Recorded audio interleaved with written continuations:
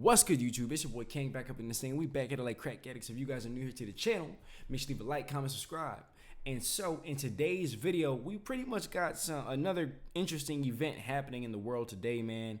I'm pretty sure we can all agree it's a wild time to be live. But if you guys would like to see me react to more content like this, you can email me. My email is also down below. But my email is kingbusinessc8@gmail.com. And there you can like send your videos and I can check them out from there. You can also donate to the channel by, all the links to be able to donate and everything is down below in the description. Everything is appreciated. And like, comment, subscribe. And let's get into it. Much better today after the Hold on, let's different out. Democrats who have shared their fear, frustration, and doubts about President Biden's re-election are likely not feeling much better today after the president stumbled through a press conference on the world stage. President Biden went from the G20 Leaders Summit in India over the weekend to Hanoi, Vietnam, where he gave a pretty interesting news conference to reporters. And instead of actually answering questions from our commander-in-chief, he decided to ramble, to falsely attribute a quote to a John Wayne film. And he even made note that it was time for him to go to bed, all on the world stage. You know, the world is an interesting place. This went on until his press secretary, Karine Jean-Pierre, finally came to the rescue, and the press team had to put an end to the disaster. It is evening, isn't it? You know, there's that, one of my staff members said, remember the famous song, Good Morning, Vietnam? Well, good evening, Vietnam. I'm just following my orders here.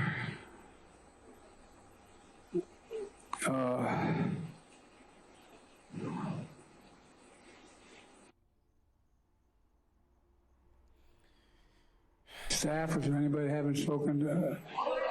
No, I ain't calling on you. Now it's just going to come to fruition in the G20, is making sure that we build a railroad all the way across the African continent. Think about it. The Indian looks at John Wayne and points to the Union soldier and says, he's a lion, dog-faced pony soldier. Well, there's a lot of lion, dog-faced pony soldiers out there about global warming. He may have a game plan. He just hasn't shared it with me. But I tell you what, I don't know about you, but I'm going to go to bed. We talked about making sure that the third world, the Southern Hemisphere had access to change it, had access. It wasn't confrontational at all. You can Thank you, everybody. This ends the press conference. Thanks, everyone. Thank you. Thank you. Oh, man. Wow. You know, Martha, he's not at a factory in Ohio. He's not on the campaign trail. He's not at an off-the-record fundraiser, which it's all galling to see your president have that kind of moment there. But when you were on foreign soil, what kind of message is this sending around the world? Well, that's a good question. I have no idea. Yeah.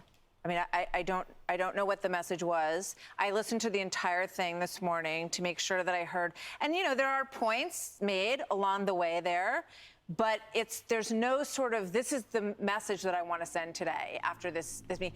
Very conciliatory towards China in terms of what his intentions are. I heard your interview, Harris, with Senator Graham, and great points made during that about what an important moment this is and message this is to China, who clearly views us as an adversary. And the president bent over backwards to make it clear that he does not see them as an adversary. I'm not sure why, but if there was any sort of through line, I would say that was it. But this is, I was reading this article about Hunter Biden last night and how they watch over each other. And he said, I'm the guy who can go up to my dad on the plane and say, you need to close your eyes now, right? So maybe this trip needed to be reorganized a little bit. Obviously, you don't begrudge the man being tired. It's hard to do 5 countries, but in a small period of time. And he is 80 years old. But this is the job. Yeah. So he's now basically campaigning, essentially, in a broad sense, for another term with every one of these appearances. How, in God's name, is that going to work for 4 more years if this is, how taxing the actual job is? And I mean that respectfully. I just think that this was a mess. This was a mess. It was a mess. And, Harris, it struck me. I saw both President Biden and Vice President Kamala Harris talking about meeting with Xi. And I asked our team to put these 2 shots together, these 2 sound bites. I want us to take a listen because these are the 2 people who are now going toe-to-toe with Xi Jinping. And I'm wondering if it instills confidence. Watch. I hope I get to see Mr. Xi sooner than later. I've spent more time with him than any other world leader has, sum total, over the last 12 years. So I hope to get to see him again soon. You were in the same room with China's number 2 Yes, today. I have actually met with President Xi as well. Did you talk to him today? Well, we exchanged pleasantries, yes. Yes. But it's still a little tense. I don't think it's as simple, if you will, as whether there's tension. Pleasantries.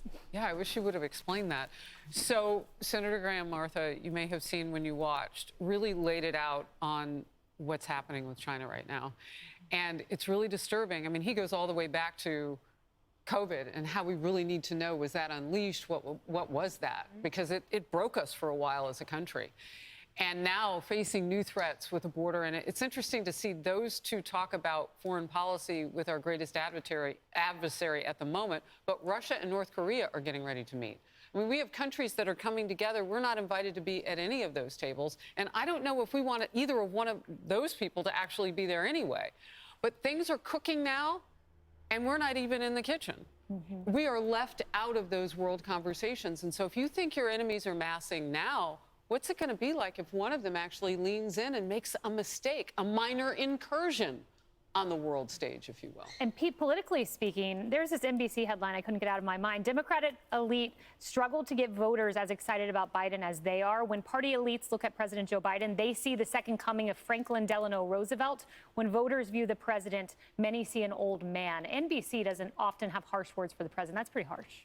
That is pretty harsh. And the reality is the reason it was so urgent for them to go to Vietnam, they say, and they couldn't do the 9/11 ceremonies, is because they've got to build this relationship to counter China. But then he steps up to the podium and says nothing but good things about China. And I'm trying to understand what any semblance of coherence there is around our policy when we know exactly who China is. Why did they snub us and skip the G20? Because they don't want to sit around a table and talk about how many $1 trillion they can give to some bogus climate change fund. They're playing for keeps. And we're running around talking about climate change with someone who's talking about going to bed. And they want to take Taiwan. I mean, it's fundamentally unserious across the board. And of course, in this case, NBC finally acknowledged what everyone sees, which is an old guy stumbling around. Yeah, Kennedy, politically hazardous. I mean, as we go into a general election here. I mean, it's politically hazardous. It's globally hazardous. It's morally hazardous. You know, Martha talks about Hunter being the only one who can tell his dad to take a nap. Maybe Hunter needs to give his dad a little something to wake him up. Oh. We're just going to have that right there like that.